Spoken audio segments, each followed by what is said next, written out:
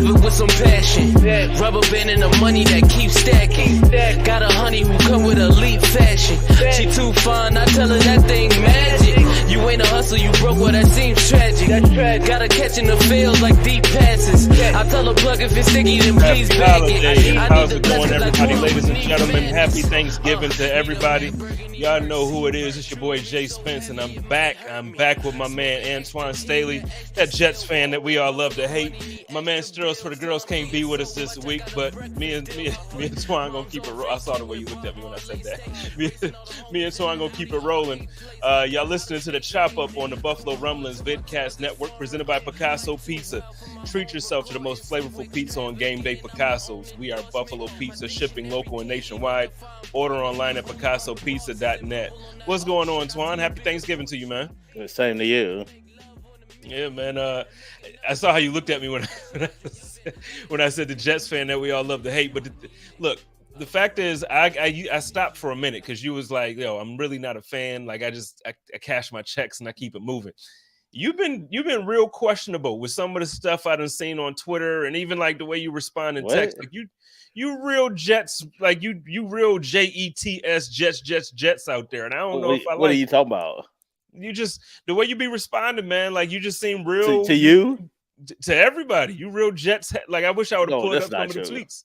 That's not true at all. Like I just poke your buttons though. I just like to poke your buttons. But no, I don't know what you're talking about as far as Twitter. I mean, I'm gonna start sending them to you. When I see it, I'm gonna send them to you. I just say what's true. I'm not like trying to be a homer or nothing like that. So man, he say what's true. Well, ladies and gentlemen, we're gonna get into it because it's a lot of stuff to talk about the Jets. I hope everybody had a great Thanksgiving. I know Bills fans were frustrated but happy at the end of the day. There were some other good games on yesterday. I feel like that. I mean, really, I feel like it was just a day of good football. Why don't we talk? Let's start with last night's game. Dude, Justin Jefferson. First of all, this dude. I know some Bills fans don't like to talk about it because he was the one that got drafted when we traded for Diggs. So we want Diggs to be the better of the two and all. Like I don't know, it's petty on Twitter, but. Dude, Justin Jefferson is that dude, man. I mean, it worked out for both teams. It worked out for both teams. So, I mean, it is what it is. But, I mean, he's arguably the best receiver in football. I mean, I think probably the only way, you talk about Diz, but, Tyreek Hill is having a tremendous year too. Mm-hmm. But, I mean, he's that guy, I mean, right now. And that's driving the engine for the Vikings. And, I mean, you see it play, like, he's making play after play each week. And, I mean, and Kirk Cousins played well. I know he threw the interception throughout the course of the game, but he made some plays there to T.J. Hawkinson and also Adam Thielen too as well, especially when the Patriots really keyed in on the running game and was able to slow down Dalvin Cook. So my hats off to the Vikings, especially considering they ended up getting boat raced by the Cowboys last week and recovered pretty nicely on a short week to beat the Patriots. Yeah, and to your point, like. Man, Kirk Cousins is not looking bad at all. Like you said, I know he threw that interception, but you look at him through the year, and when you have a weapon like Justin Jefferson and Adam Thielen isn't on the same level, but he's making plays. You got some guys out there that's really making that offense look good. And for the way we talk about Kirk Cousins, and he can't play under, he can't win on prime time. He did yesterday. Like the dude looks good. Yeah, they're an X factor in the NFC. I mean, I think. I'm not completely sold on the Eagles. Like I need to see it like maybe them play like a tougher team. Like I want to buy in, but I'm just not there yet. The 49ers I'm in on. It's just obviously Garoppolo is a lot of people say it's the weak link of the team. And, arguably, I think he is, look at their defense and offense. But the Vikings, if they can get consistent play out of Kirk Cousins, then, and their defense, I think defense is kind of a bit of a question too. But yeah, they can get that, then I think they could potentially go pretty far in the playoffs. Well, with the 49ers, I think most people look at it like they're winning or they're gonna win in spite of Garoppolo. But I don't know, like, even with him, you look at earlier this week, what was it, Monday night? Or was it Monday or Sunday night? Monday night. Dude, he made some throws that, what I mean? Like, I get it. He's not the dude that he's not Patrick Mahomes. He's not Aaron Rodgers, but he protects the ball. He's not losing the game. He's scoring touchdowns. I said it last week on the chat. You weren't with us last week, and we had Sarah on, and we were talking about, like, and they're like, yeah, but they know he's not the guy. when you play like this and you have the roster that you have, I just don't know what more they expect from that dude, man. Like I don't know. I'm a Jimmy G fan. I think that he deserves more credit. I think they expect him to make plays whatever he has. At some point, you got to make plays as a quarterback. So I think that's kind of what you expect too. Everybody brings up the Super Bowl situation where he missed a throw, it would have put him up. But yeah, I think at some point throughout the course of the playoffs, it's also last year against the Rams, like he had, he didn't play particularly well. So at some point, you're definitely going to have to play well. But I think he's good enough to get them to the Super Bowl. I really do. Now, whether they win it or not, we'll see. But yeah, I definitely think, in the NFC, the way the 49ers defense is how they're playing, offense is like tremendous, especially when you got Christian McCaffrey back there. Some of the other weapons that they have, they're good enough to win it. For me, I would pick them over anybody else in the NFC if you're holding the gun to my head. They've become my pick for sure because, like, when you look at the fact that, like you mentioned, they added McCaffrey, you got a Deebo Samuel, Brandon Ayuk is playing like he's playing like a dude. Like, I don't know how people want to say that, but he's playing like one of those dudes that can step up and really help the team. You got George Kittle playing well, and that defense alone is I don't know. I look at that team and I feel like they're the real threat out the NFC. Like we were talking about the Vikings, I could see them potentially over the Eagles as well. I think the Eagles just kind of benefited from, going up against some teams that they were supposed to beat, and shoot, they almost lost to the Colts last week, man. I'm Correct. just on the Eagles. I'm just not sold on them. They lost to the Commanders. They almost lost to the Colts. I mean, I like Jalen Hurts. I do. That has nothing to do with him. I just think that as a team, I just feel like there are teams that are more talented than them. And I also need to see it throughout the course of the playoffs. It's one thing to do it during the regular season, but come playoff time, I mean, I don't know. I just still have major questions about them. But we'll see. No, I'm with you because that's how I feel. It's like, obviously I like Jalen Hurts too. There are certain guys. I love AJ Brown. I love, like, they have guys on the roster that you're like, yo, I'm fans of, or I'm a fan of them. But I don't know, just as a team, they're not the team that I feel like they really, once it gets to the top 5 teams in that conference, when you're playing those type of teams every week, I just don't think they can run the gauntlet the same way that they started the season off. So maybe I'm wrong. We'll see. But back to the Vikings and Patriots game from the AFC East perspective, because obviously, you cover the Jets, we cover the Bills. So, like, from the perspective of that, like, I feel like for a second there, the AFC East, and it still is technically, but everybody is like, we're all above 500, and it looks like probably as of right now the best or the second best conference in the NFL. But I feel like that's about to start kind of evening out, and I think the Patriots are unfortunately going to be one of those teams where you're going to start seeing them kind of fall. And we can get to your team next. All of 100% no hate. We can get to the Jets next. I think that the Jets made the right decision with some of the stuff we're going to talk about, and I think it's going to prove to be better for them. But with the Patriots, how do you see this playing out for them as far as the division is concerned? One of those mediocre teams has to get one of the spots, whether it be the Jets or Patriots. Or you talk about the Chargers. I mean, they're in the midst too. Cincinnati also in the midst too. One of those teams are going to claim the spot. I mean, I don't think it's going to be the Colts. I mean, I'm not buying the Jeff Saturday thing and phenomenon, whatever. So for me, it's one of those 4 teams that are going to be at the 7th spot in the AFC. It's who you like. The Patriots have such a tough schedule. You look at their schedule, like, it's outside of the Raiders game, it's kind of like murderer's row. They play the Bills next Thursday, so that's definitely a big time game, especially coming off a loss to the Vikings. I mean, the Jets have a little bit more of a manageable schedule, but at the same time, sure, like we'll talk about there, you just made a quarterback change, so you don't know necessarily how that's going to go.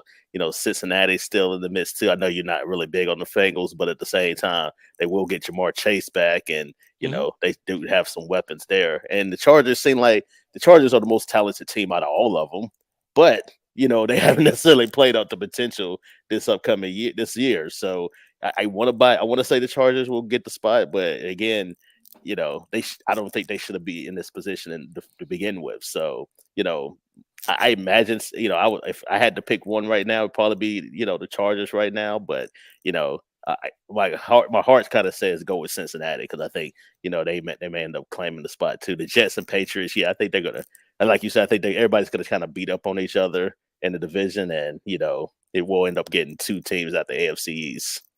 Yeah, and like I said, all jokes aside, when it comes to the Jets, like I'm impressed with their defense. I'm impressed with the coach. I'm impressed with. It was somebody that told you that too, and I think I had to What, that pat they had a myself good on the back. defense? Yeah, Well, I never said I've that. been saying that. I've been Well, saying I that. never You were said that like, the defense wasn't good. but I you was were saying the team is downplaying it though. trash. But you Well, were no, because the team is downplaying it. trash. No, you can't say that though. You can't. You can No, say the I can. offense. You can say the Like I said, offense is trash, but the no, the the team team. isn't. No, No, the the team team is is not. trash. No, it's The not. Jets are trash, man. The The boys is defense, bum. No, the all defense is seriousness. elite. The defense is Okay, elite. all The defense, seriousness. I like the defense. Like, yeah, all seriousness, they have a really good defense. They got some key pieces, some young guys, and some vets that are playing out of their mind correct. defensively. I think they have a really good, as long as they can do something on offense, I think they have a chance at really upsetting some teams. Now, and we can jump right into it, like, because Okay. Everybody talked about all week. We've been talking about how Zach Wilson has been benched, and how even before he was benched, you wrote a great piece about how he wasn't taking accountability and how he let the defense down. And I think it was terrible twos is what you called it. Well, I didn't call it like that was the back page of the paper, but yeah, like that was part of it. But yeah, cite Yeah, my so it's article. like But yeah, it's embarrassing. Like, from that perspective, if I was a Jets fan, I would be embarrassed by the representation that Zach Wilson provided as the quarterback for the team. So, first let's talk a little bit about your article and talk about that perspective, and then we can moved to him being benched in the rest of the conversation. well, I just think you talk about somebody that's you look at him when he was drafted, in 2021. He never had to compete for the job. He never, Mhm. had anybody to push him. The Jets just went on and gave him the job because, well, I know they didn't have a lot of talent around him and things of that nature too, but I still think they did themselves a disservice by not making him earn the job. So that way he felt entitled to it, which goes back to kind of what my article was about. Then Mhm. he feels like, okay, no matter how poorly I do, this is my job. Like I'm the guy and all that. And then, come to, they had the 10-3 loss against the Patriots, you lose in devastating fashion like that. And then, one of the reporters ended up giving him really a layup question and saying, Right. do you believe, like, do you take some kind of responsibility for, the loss today? And he said no. And then that just kind of raised everybody's eyebrows because the defense did their part. They only held the Patriots to 3 points offensively. They got the touchdown on special teams. It wasn't their Mhm. fault that they lost the game. Not saying even special teams, like, I mean, Justin Hardy, the special teams captain for the Jets, he took all the responsibility. That's not really necessarily his fault either. You got to be able to score more than 3 points in this league if you're going to Yeah. win the games. And, the fact that you said no, you don't take any responsibility for that. It's just ridiculous. And then you had Garrett Wilson, he didn't say Zach Wilson's name by name, but he pretty much said things have to change. Like, this is unacceptable. Like, what happened. And I agree with him. Like, you can't only have 2 offensive yards in the second half and expect to beat anybody in this league. So, And I mean, on yeah, top of it, like, because you lose on the last play of the game on a punt return, essentially, yeah. but at the same time, you're right. Like, if you can't score 14 points, you know what I'm saying? Like, you can't offensively, you can't lead your Or team 10, to, yeah, just yeah. And so, and then you have the nerve. Like, again, this is me not being a Bills fan at the moment. Like, I'm trying to take the perspective. I have family in New York, so, like, I talk to them and I try to understand where they're coming from. I would be livid if Josh Allen, like, I've been disappointed. Josh Allen's been injured and we haven't been playing, like, the offense hasn't looked like what we're used to seeing the offense look like. And I've been disappointed in that. But Josh has taken accountability. This dude put up 3 points and you, like, really? Come on, man. I don't know. I just feel like, remember but after the Jets game, and obviously the Bills lost, but Josh Allen took all accountability for all that. of it. Like, it wasn't necessarily all his fault, but he took it like real on. He's like, yeah, I got to play better. I played like dog crap or whatever. He said something to that effect. But I gotta play better, and Mhm. he took it on. Like, again, even if it wasn't his fault, even if it's not your fault, just take it on because you're enduring it to your teammates, and then they want to run through a wall for you. Nobody's going to run through a wall for you when you're not taking their responsibility, especially when it's your fault and the defense is everybody else is doing their job but you. It's just, you brought up the Josh Allen point after the Jets game, and like, yeah, he basically said, like, you can't win when your quarterback is playing like, the word Yeah. that he used. And Yeah. it's like, look, if I'm Zach Wilson here, do I believe that I probably didn't play as bad as I did? Yeah, nobody really wants to sit there and talk about themselves in that way. I get it. Like, we all got pride and all that, but when you just look at the scoreboard, man. You said what, 2 yards in the second half? Yes, 2 yards, Come on, 103 yards total for the entire game, but 2 in the second half. And so it's like to me, the second half, that third quarter, especially the fourth quarter, is when like stars are made. That's when legends are, and you're gonna sit here and say no. Like, simply just no. And it's like, dude, that's what you put out there for the second half. It shouldn't even have been in a point for you to look 3-3. It looked like it was about to be a tie game. Like, it looked like it was gonna go down as a tie.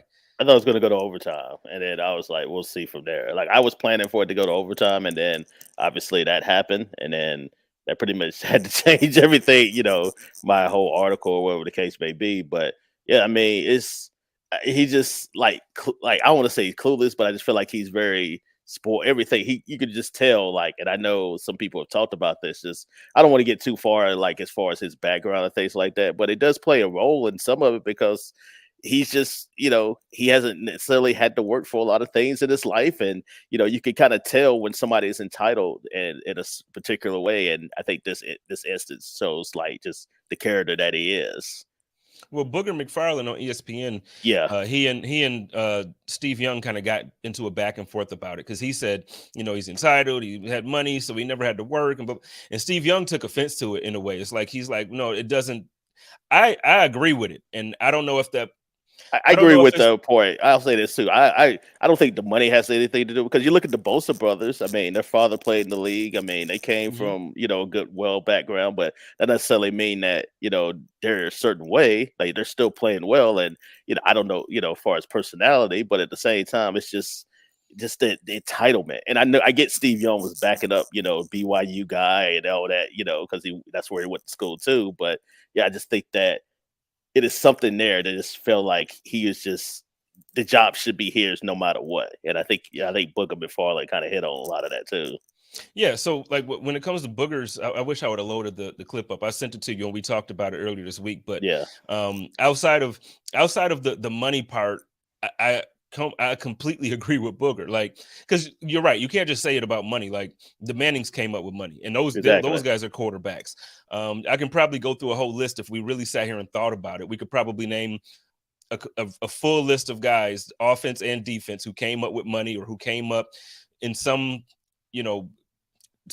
with some background that isn't a struggle, but they still have the work and put the work in to be great. And it just seems like this dude, just like you said, he's entitled, and it's like, this is my job. So now you fast forward, he gets benched in favor of Mike White. How do you first reaction when you heard the news? Obviously, I feel like everybody was kind of waiting on it after what you just described, as far as him saying he didn't let the team down and all this other stuff. But from your perspective, and then just being in the locker room or around the players at that time doing your interviews, how does that, I don't even know how to ask this question, man, but first reaction to everything, how did that go? I think we already knew I knew once Monday came, and then we asked Robert Saleh. He was like, I'm not committing to Zach Wilson as the quarterback. Once that's out there, then they're going to make a change, because you don't make that news unless you're going to make the change, especially when he had been so committed to Zach Wilson up until that point.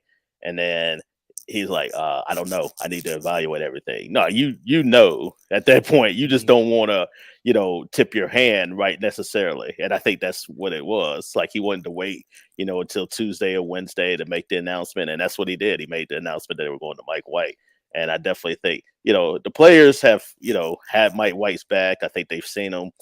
He's come from a guy that, was drafted by the Cowboys, got cut, been on the Jets practice squad, worked his way up from there, third string, second string, and now he's starting once again. Last time we saw Mike White start was actually against the Bills, where he threw 4 interceptions and wasn't very good. But I think the fact of the matter is you can't just have Zach Wilson. He's not the guy to try to lead you in this moment right now, especially when he had said what he said. How can you go to your players and say, we're giving you the best chance to win when, one, your guy has been, abysmal on the field, and two, for him to say what he said and not taking that accountability. And, you saw the tweets, like, I don't know if you saw, but Sauce Gardner, also John Franklin Myers, they liked a few tweets that said, Zach Wilson wasn't taking accountability. And so, they ain't the only ones on the defense that feel that way too. So, you got to take the temperature of the locker room. And as of right now, Mike White has to be the guy. And if he's not the guy, then you can always, if the Jets don't make the playoffs, then you know what? You have an out and say, you know what? We need to find a veteran quarterback that can, get us to where we need to go, because we already got elite defense. Running game is solid, but the quarterback is the one thing that's holding us back. And then they can go into the offseason and evaluate whether we go get a Jimmy Garoppolo, Derek Carr, Ryan Tannehill might be available, whoever. But right now, you need to go with Mike White at least. I know they're saying it's not a death sentence for Zach Wilson, but you feel like this is probably just about the end for him as a starting quarterback. I mean, if it's not, how many more chances? It's like, I don't know. But so as far as Mike White, you mentioned the last time we saw him was against the Bills and he threw multiple interceptions. I think he was better than that game, in fairness to him. I think, to be thrown in that situation in the way that defense was at the time, like it was I know in some regards, I feel like the Bills defense is better right now because of the Russian like we're able to get to the quarterback better. We've been stopping the defense, the run better. But overall, I think with the injuries and the way the season has gone, we're not the same. So, yeah. I do think that you go up against a different type of now. I think he comes in, and this week, you guys have I don't know. I wouldn't call it I think it's a winnable game, but yes. It depends on the way he plays. So, how does this offense look with him this Sunday?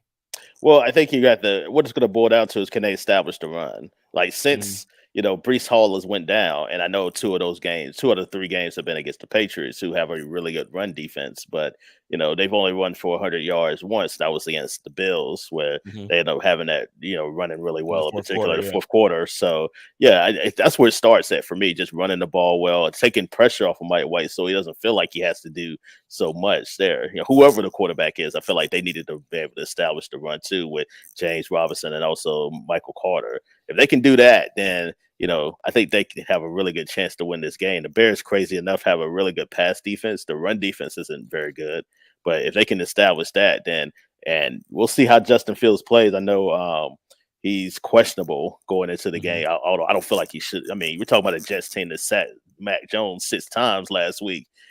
And you have a separated shoulder. I think they're doing him a disservice by even playing him, especially considering their record.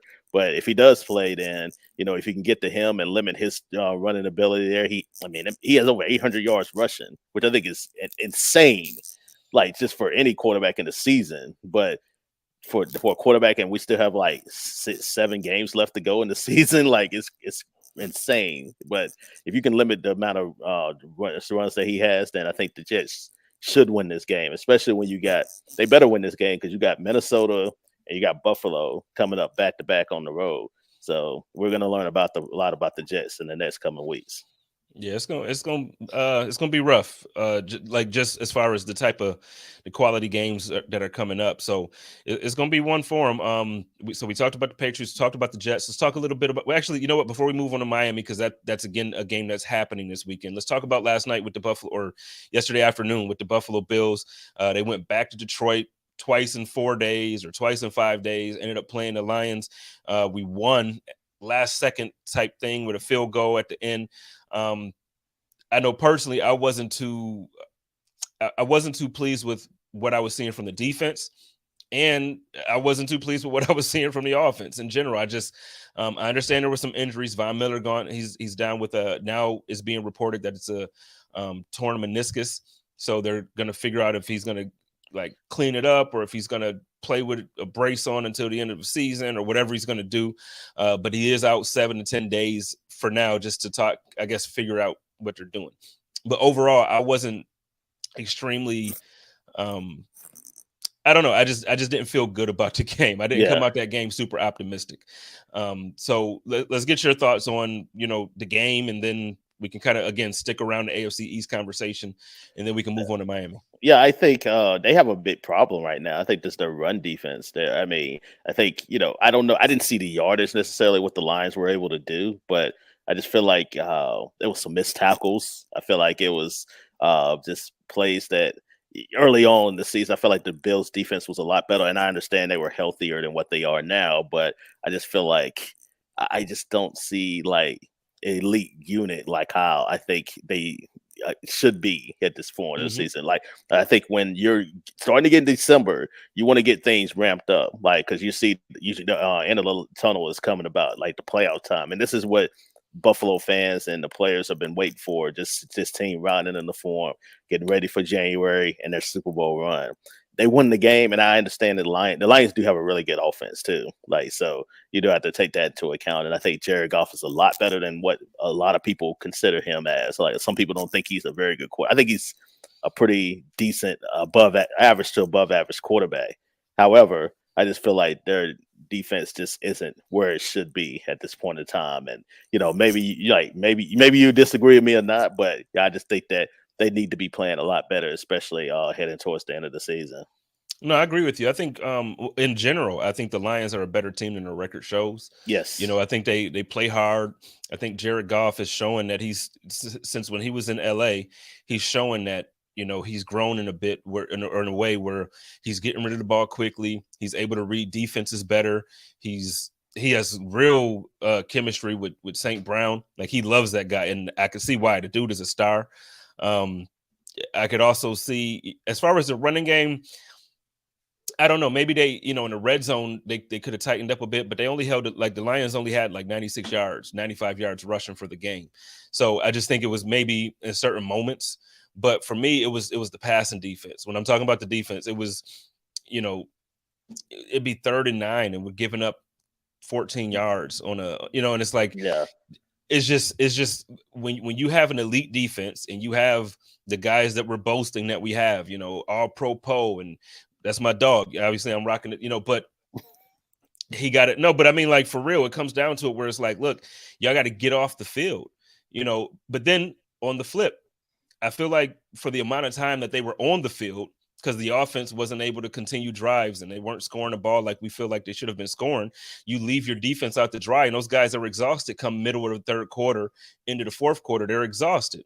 So, it's like, I don't know. I don't know who I'm, I guess, disappointed in more, the offense or the defense. Now, I don't want to be negative about it, because at the end of the day, good teams find ways to win games. It's the NFL. Teams, it's every week. It don't matter how good or bad you think the teams are. Lions found a way to make this thing close. They thought they were going to win. The Bills ended up winning. So we're 8-3. I don't want to be the Debbie Downer about it, but I mean, realistically, I got concerns, man. Like, next Thursday we're going up against the Patriots, and they got a great defense too. I mean, they have trouble scoring points at times, although I know they were able to score against the Vikings, but they got their defense is really good too. So especially their particular run defense is really, and then you got to deal with Matt Judon, who's been playing out of this world too. So good luck with that. I love Matt Judon since his early days in Baltimore. So same here. He was a free agent. When he was a free agent, man, I got receipts. I was one of those dudes that almost every day, Matt Judon, come sign to Buffalo, and when he went to the Patriots, it just broke my heart, man. So, you're right. Now you got this team that has good defense. They get after the quarterback. Josh doesn't look 100% yet. So I don't want, it's just one of those things where it's like, okay, we got to figure this out. Now, can I blame Ken Dorsey as far as the offense? It's like, okay, Josh isn't 100%. He's not he doesn't have the same zip on the ball normally that we see. So why don't you kind of give him some layups out there, or do something that it seems like we're predictable? It's like we just, I don't know, man. Like I'm really frustrated with it. But then I got my guy like Bruce Nolan, and I got some other people like, hey, we're winning. You can't beat. But it's like, yeah, we're winning, but we're supposed to beat the Lions, and it wasn't supposed to be by 3 points. Yeah, you're gonna have games like that in the NFL, and that's fine. But I think the bigger concern is like looking ahead, like to like it's deeper than that, than just beating the Lions. It's trying to beat the Chiefs. It's trying to beat some of these other teams out in the playoffs. And, I think another concern, I think you might have brought this up on Twitter or somebody did too, and I kind of agree with it. Like, I think Stephon Diggs needs some help. Like, you need another guy that can, just step up and be, you ain't got to be as good as Diggs, obviously. He's in 1-2 percentile as far as wide receivers, but you need somebody that can be consistent and get you catches, because there's going to be times where you're going to be matched up against a Xavier Howard or a top corner in the league, and they're going to try to take out or at least contain Stephon Diggs, and you got to be able to make those consistent plays to be able to move the chains. And I don't know if the Bills necessarily have a guy where you feel comfortable that you can do that on a regular basis. No, I mean, I did bring that up. So as of now, after 11 games, our wide receiver 2, Gabriel Davis, has 33 receptions. So through 11 games, he has 33 receptions, which means he's basically averaging. And I know some games are better than others. He'll have, I know like the Pittsburgh game, he went off, but that means you average 3 receptions a game as the wide receiver 2. That's not help. We got help from Isaiah McKenzie, and Isaiah McKenzie is one of the guys that normally I'm really harsh on because he makes mistakes. He fumbles the ball on special teams, or he doesn't, like, he just makes mistake after mistake every week. He's the one that showed up yesterday for us. If Isaiah McKenzie didn't make some of those plays, the Buffalo Bills right now would be sitting here at 7-4, and Bills Mafia would be really having a horrible Thanksgiving weekend, and it would, like, it would be a completely different day. But Isaiah McKenzie he saved the day. So, I need more out of Dawson Knox. We pay a tight end. What do we give him? I think like $14 million a year, 13 and a half. Yeah. And this dude, I don't even know what his stats was yesterday. But it just wasn't. It's just not what you expect when you pay a guy that type of money. No, you expect the Pro Bowl type of tight end in the league. Like, you expect if you're paying that, I expect like a top 5, at least top 10 tight end in the league. And he's just, sometimes you didn't even notice he was out there. Yeah, 100%. Like, so for the season right now, same thing as the tight end, he has 33 receptions for the year. So you got the catches don't necessarily bother. It's like the yardage. Like, it's not. It don't seem like they're just generating like the explosive plays. That's what bothers me. That would be what bothers me. The catches bother me on the sense of. So I agree with you there, where it's like, because you're right, he has 327 yards for the season, 2 touchdowns. Ugh. So for the season through 11 games. That's terrible. Now, I don't expect him to have 11 touchdowns. Like, you don't need one every game. I get it. Like, I get it. However, when I talk about the number of receptions too, because to me that also talks about as a tight end, you're extending drives. Like, you're the guy on third. Normally, tight ends, they always say a tight end is a quarterback's best friend. Tight end is a quarterback's best friend. You got 33 receptions on the year after 11 games. To me, that's not tight end 1 numbers, or that's not Gabriel Davis. It's not wide receiver 2 numbers. So outside of Stephon Diggs averaging his 11 targets a game or whatever he get, Steph is gonna eat. We know that. But what happens when the defense says, you know what, none of you guys could go at us. We're gonna just go ahead and bracket Diggs. We're gonna double Diggs. So yeah, he's still gonna get his targets, but we're gonna keep him in check to an extent. We want one of y'all to beat us. And then you have games where we win 26-23 against the Detroit Lions.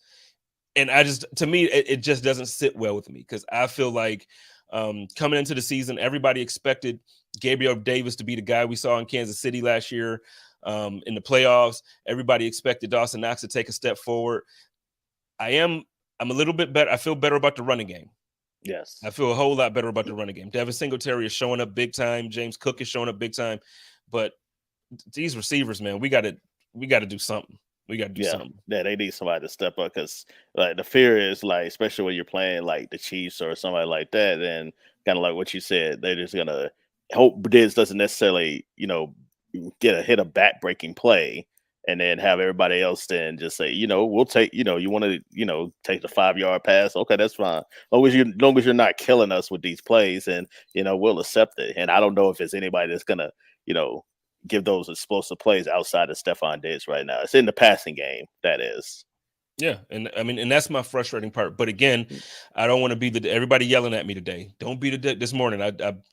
after every game, I post my thoughts about the game and stuff. And then, so I try to be as positive as possible. But at the same time, it's like, look, these are our shortcomings.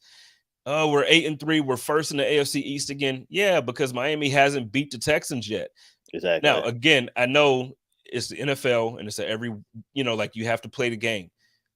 The Texans could be a trap game. It could happen. Is that likely? No. Like, I don't see it. I see us being second again in the division after Sunday because Miami's going to end up beating the Texans. And I don't particularly think it's going to be close. I think Tyreek Hill by himself is going to go out there and destroy that defense. So let's pivot. We could talk a little, or did you have any more thoughts about the Bills-Lions game? Or No, I think I said my piece. Yeah. Yeah. So now let's pivot to Miami. I don't even know if it's a lot to say about this game. Like, I just, they benched David Mills. So the Texans also benched their quarterback, yeah, which to me I think is crazy. Well, I think this situation is different. I think with the Texans, I understand you might be looking for a spark or something like that, but it's not his fault. Like, they literally haven't given him. He don't have no weapons other than he's forcing a lot. That's the point. That's the point. Yeah. I think it goes back to just, you're right. They don't have a lot of weapons outside of Pierce, who I think is obviously amazing. I saw him a lot at Florida, but I just didn't think that he's throwing passes that he shouldn't be throwing, like into coverage, making boneheaded plays. And I think that's kind of, you're hoping to get a different type of spark with a Kyle Allen, which, I saw him in Carolina. Like, you either get really good Kyle Allen or you get really, really bad Kyle Allen. There's really no in between either way. Like, so I think that's probably, the one thing I could say, like, this could be a trap game for the Dolphins. Defense has been suspect at times. So you might have a game and the spread is so large that I could see the Texans, staying close and, covering the spread. But I think the Dolphins are far the superior team in here. So, I think they should definitely win by at least 10 points. Yeah, easy. I don't even think it shouldn't be close. If I am going to place a bet on somebody for guaranteed funds this weekend, it would probably be that game. And then I might do that just so that way I can be disappointed. Because then if they do win, like if the Texans do find a way to win, then that'll be the game I won't mind losing money on. Well, I would say Jacksonville, Baltimore. Like, I think that spread was like 3 points or something like that at one point in time. So I was like, I definitely would take the Ravens. Yeah. Especially with Lamar, like, definitely he's off the injury report. Yeah, definitely. Well, and I think so the Ravens, the last time we saw them out there, they played in basically a windstorm. It was basically a hurricane they was playing in. So, yeah, they didn't score well and all that, but I don't understand. I don't understand why people critique Lamar Jackson the way that they do. I know he doesn't have the passing stats of Patrick Mahomes or Aaron Rodgers of the past, because this year he's cheeks. But Lamar Jackson is a very good quarterback in different ways. Like, I really don't get the hate. And if he I think, now again, the problem, they don't give him the right type of weapons. They load up because of Greg Roman. They load up on good running backs. And then, okay, let's go get him a wide receiver. And they go out and sign Deshaun Jackson. And it's like, what are we, like, you're signing a dude that for football years, he's old and he hasn't played really. So then he comes, the first game he's active, he pulls his hamstring. And it's like, you expect Lamar Jackson to turn or to turn wine from water like Jesus. And it's like, dude, what are you giving me on offense? Well, it goes back to what I think I told you this. Like, I don't know if you're a receiver, would you want to go play with Lamar? Like, you're not going to get big numbers like in that offense the way it's constructed.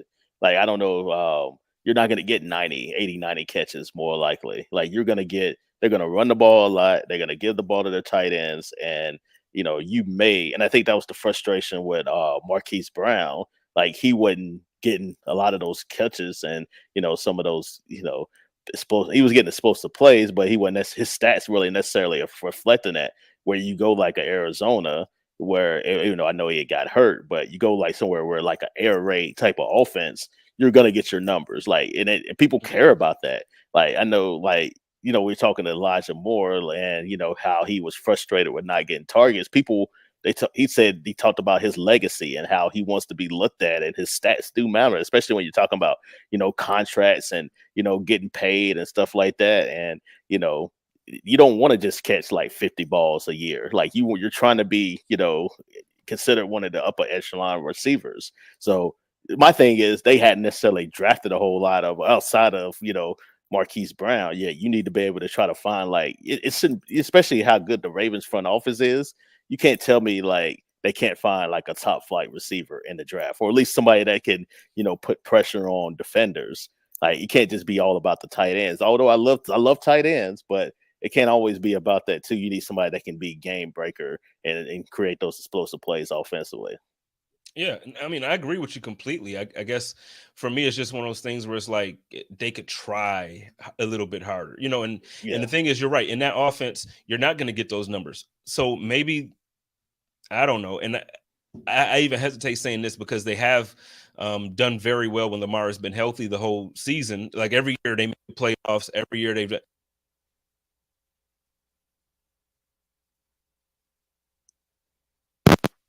little.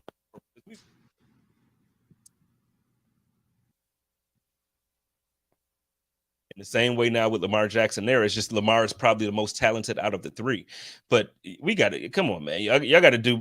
And he ain't my quarterback, but y'all got to get my guy some help, man. Like, cause it's not fair. It's not fair to watch him out there have to he's out there trying to be Superman, and it's just not even fair. Yeah, if you're gonna keep him long term and have him be happy along with the money that you give him, you got to give him some support out there, or better, support out there, not just with the running game, but also, the passing game. And if that means changing up the offense, then that's fine too. But I think, he doesn't necessarily have to run like a, run heavy type of offense. I think he can throw the ball and sling the ball pretty well too. I mean, he's just facing criticism since he was at Louisville, and I think that's probably where it stems from. Some people thought he wasn't a quarterback in the league. He shouldn't be, he shouldn't have been a first round pick. You heard Bill Polian's comments talked about how he was a wide receiver, which I thought that was ridiculous. The man won the Heisman Trophy. Like, man can sling it. Like, man has a really, tremendous arm. Same thing with Justin Fields too. A lot of people just think he's all about his running ability, but he can also sling the ball too as well. So just because you're athletic and have this gift where you can run the ball doesn't necessarily mean you can't sling the ball and also, be effective in that manner too. We've seen it with, Patrick Mahomes is kind of, creative player and that whole percentage. Josh Allen, same thing. Josh Allen reminds me of Cam Newton. Like, to be honest with you, before the injury started to take effect to Cam Newton, kind of the same thing too. Somebody that can throw the ball down the field with a just tremendous arm, but also, he'll run over you too. Yeah. So like I said, I agree with you with with everything you're saying about Baltimore and Lamar, but in my mind, I just feel like, you get that guy some better weapons, and Baltimore can really be scary. Like, they're scary anytime Lamar's on the field. So if you provide him some weapons that can actually, and then have an offense that can be explosive with him, and then still let him be him. Like, I think everybody would be scared to go up against Baltimore. So, let me see. I didn't pull up the schedule. What's the Sunday night game or anything that you, or was there any specific game that you wanted to talk about before we get on out of here? We got maybe like 10, 15 minutes left. I was going to say, I think the Sunday night game is the Packers and who else is, Eagles, Packers, that's what it is. So it's not very good. Yeah. And then the Monday night game is not very good either. So there's But you know what? That Packers game, I actually picked the Packers to win that one. You think they're going to Philadelphia and beating the Eagles? I do. And the reason was kind of what we talked about earlier, is how they almost lost to the Colts. They lost against Washington. I know Aaron Rodgers hasn't looked good for a big chunk of the season. I think his hand is healing up a bit, and I think that he found some chemistry with Christian Watson. Yeah. And so I don't know. If I'm gonna pick a upset this week, that was the upset that I was going with, because I just feel like, and again, he's not playing well, but Aaron Rodgers is still, like, I'm going to respect him, because he's going to have moments where he does things that reminds you that he's 12. And I don't know. I'm not sold on the Eagles, man. Like, I like them. I like we talked about earlier, but I'm just not sold. So that's the game that I'm going to go with an upset. I can see it. The only thing that, like, I thought the Packers were starting to trend up, and then they lost to the Titans, and then I'm like, I'm kind of lukewarm. So now, I have had 10 days to kind of, prepare for the Eagles. So, that might factor in too. So we'll see. Like like I said, I wouldn't would surprise me, especially with a guy like Aaron Rodgers. Well, and I think the Titans are, I don't want to admit this, but I think the Titans are better than what everybody kind of thought they would be this year too. Derrick Henry's back. Like the dude's running through and over people. They play against the Bengals. So I mean that's a good game Sunday that we can kind of talk about. You're right earlier. You said I'm not high on them. I'm not high on the Bengals. Jamar Chase will be back. So that is good for them, but they can't protect still. Like they spent all this money over the offseason on offensive linemen trying to protect Joe Burrow, and they still can't seem to keep him upright. They can't keep his jersey clean during the game. And it's just like, I don't care how good you are. We've seen it with Josh. We've seen it with Patrick Mahomes. Patrick Mahomes lost that Super Bowl against Tampa Bay because they couldn't protect him. It was a lot of pressure. When you put pressure on these guys, it don't matter who you are, man. Like I just don't. So I don't know. I think Tennessee, they have the formula that a lot of teams are trying to kind of follow. They play good defense and run the ball. And then if Ryan Tannehill don't turn it over, they win the game. That's how it goes. So, I picked Tennessee to beat them as well. Yeah, I can see that too. I think they're gonna win. I think they're gonna win too. I think the reason people aren't buying Tennessee is kind of what happened last year. They remember they were the #1 seed in the playoffs. People were like, "Oh yeah, this team is like be legit. They can play great defense. They can run the ball." And then once it came to like where Ryan Tannehill had to make throws, then we kind of saw what happened. He threw an interception the first play of the game. First pass of the game, threw an interception to the Bengals. That pretty much set the tone for the entire game. So, yeah, I think, people want to buy in. They think Derrick Henry is legit. Defense is great. But, again, it goes back to the point where we talked about Garoppolo. At some point, you're going to have to make throws in this league and also make plays. Can Tannehill necessarily do that? We've seen it with Garoppolo. At least he helped the 49ers get to the Super Bowl. Can Tannehill take a similar page and help them do the same thing? It still remains to be seen. We'll see, because I don't like either one of the teams, so I don't want to give too much props to Tennessee here. I hate them dudes. So, but no, this weekend I don't think is going to be like too many games that everybody is looking forward to watch. Like this isn't a weekend that I think you got like those marquee matchups where it's like, okay, great football this weekend. So outside of the Jets game, what game will have your attention? I mean, I'm kind of up to looking through the schedule right now. Yeah, it ain't a whole lot going on this weekend. And where it seemed like it was some games you thought would be good, but they're not good. Like obviously, Packers, Eagles. I know you picked the Packers to win. The Rams, Chiefs. I think that was the game everybody was looking towards the beginning of the year. And obviously the Rams have fallen on hard times and Stafford is hurt. And, Bryce Perkins seemed like he's going to start there for the Rams. And yeah, I mean, Chargers, Cardinals. I mean, I'm curious to see, can the Cardinals recover too, especially when they got Kyler Murray coming back there too as well. It's a big game for both of those teams, really. So it's a game they must have, especially the Chargers if they're going to remain, in the playoffs. So that's probably the game I would look at. But it's not a great slate of games this week whatsoever. I'm gonna be at that game, so I'll make sure to send you updates and stuff. But man, I'm so annoyed with Kyler Murray. I'm annoyed with the defense. I'm annoyed with Cliff. Terrible. Yeah, the defense is terrible. Like I mean, I know the 49ers played well, but the defense was just so many missed tackles. Like it was inexcusable. It was terrible. And then the thing is, I look at a guy. So obviously in Buffalo, it seems like the Bills don't want to extend Poyer. It seems like, we're not sure about Micah Hyde's health going forward. I would love to get like a Budda Baker in Buffalo. You know what I mean? Like a dude like that. And they just wasting him out here. Like out here in Phoenix, they just wasting him. And it's like, he plays so hard. He's the best player on the team. Other than like DeAndre Hopkins, he's the best player on the team, like regardless of what.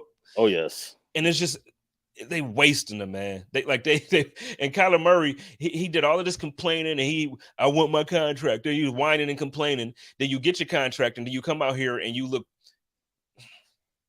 Yeah, I don't know if you watched the Hard Knocks, but I have for like one of the episodes. It might have been the first or second. The defensive coordinator, not the I think it might have been the defensive line coach because defensive coordinator is Van Joseph, who I'm familiar with going back to the Dolphins. But one of the defensive coaches was like, play like Budda.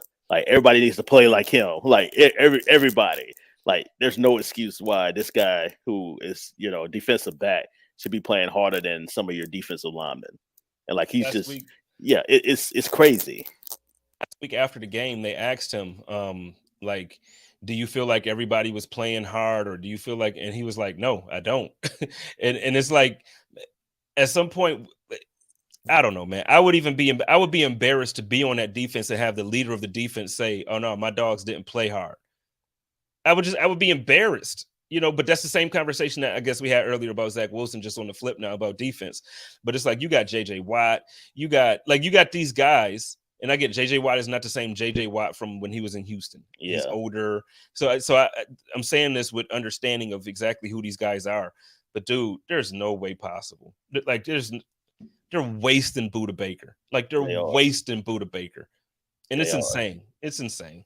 Hey, maybe the Bills can make a trade. Make a trade all season. Something. But all right, let's get ready to get on out of here. Before we do, is there any, it's Friday, so was there any new music that dropped today that you're listening to, or is there anything that we haven't? I think is last week you weren't on, so we didn't really get to talk about music. Yeah, so is there anything that you've been? Of weeks. Yeah, I haven't been on a couple of weeks, so I listened to the Nas album. Like I enjoyed that. I think we talked about that. Yeah, King's Disease 3. Yeah, that's pretty dope. There, I know Busta Rhymes has a new EP. So I saw that. I didn't get a chance to listen yet. Yeah, definitely check that out. Let me know what you think about that. But yeah, that's kind of what I've been listening to. All right. Did you listen to the West Side album when that came out? Yeah, I did. Yeah, of course.